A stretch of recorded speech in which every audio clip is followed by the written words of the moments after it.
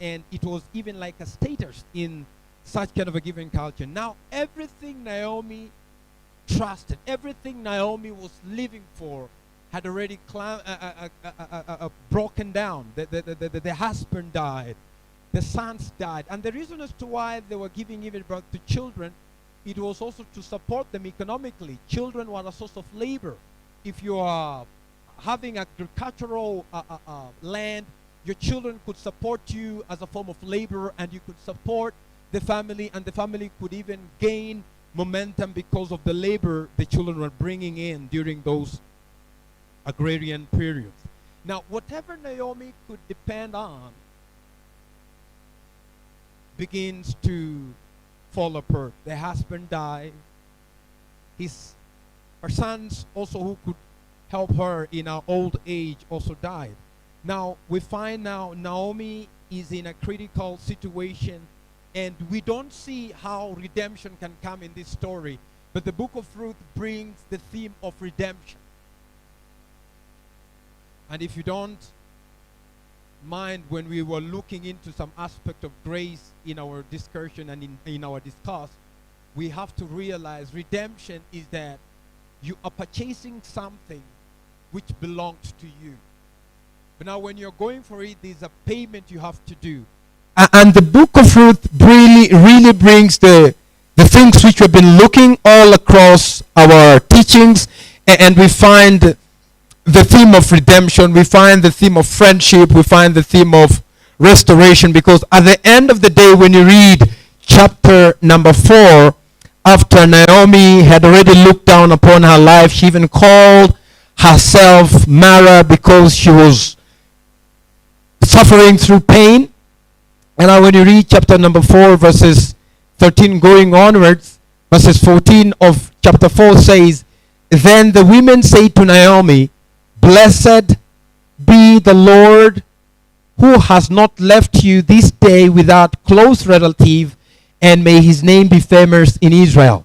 Verse 15 says, "And may he be to you a restorer of life and a nourisher of your old age, for your daughter-in-law, who loves you, who is better to you than 7 sons, has borne him."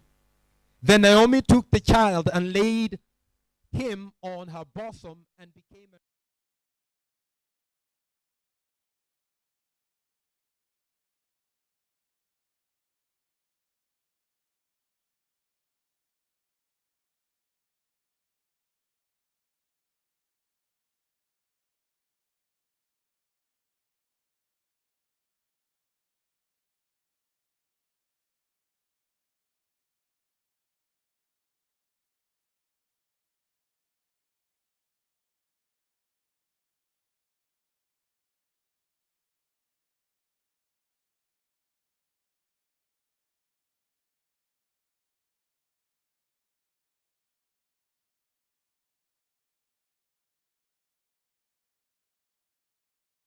is old.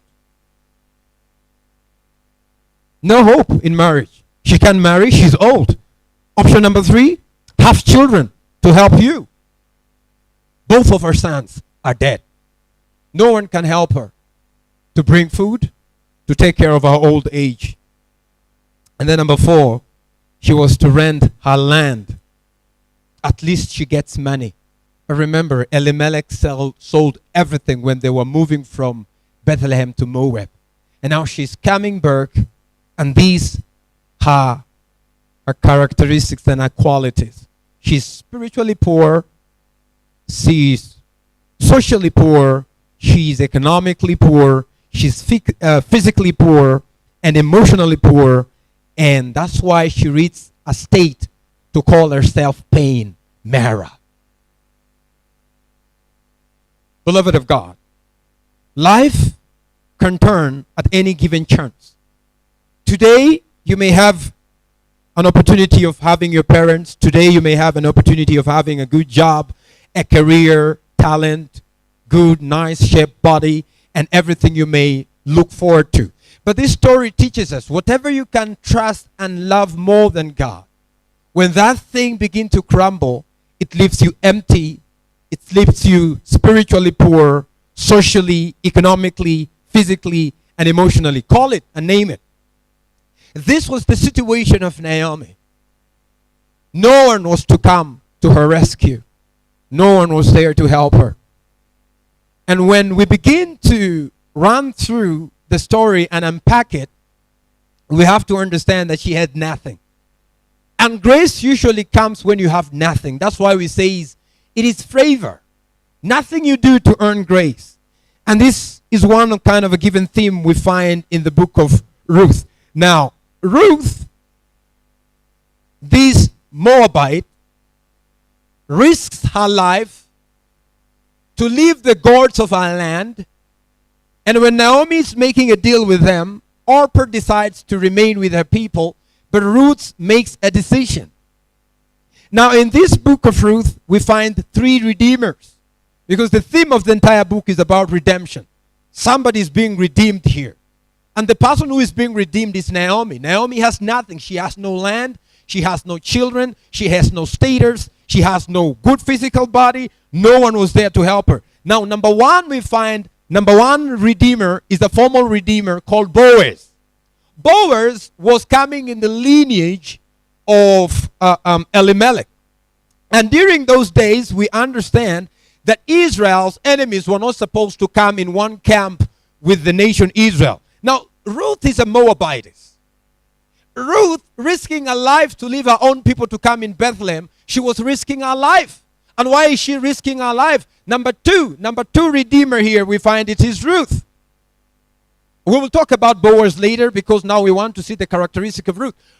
When Ruth decides to say that your people are going to be my people and you are God, the word God there, she was taking Yahweh to be her own personal. Your land, it was to chuck the gods of your land, to give allegiance to another God. And now Ruth decides to risk her own life, an enemy of Israel, to come with Naomi. Now when Ruth begins to go to glean, to look for food,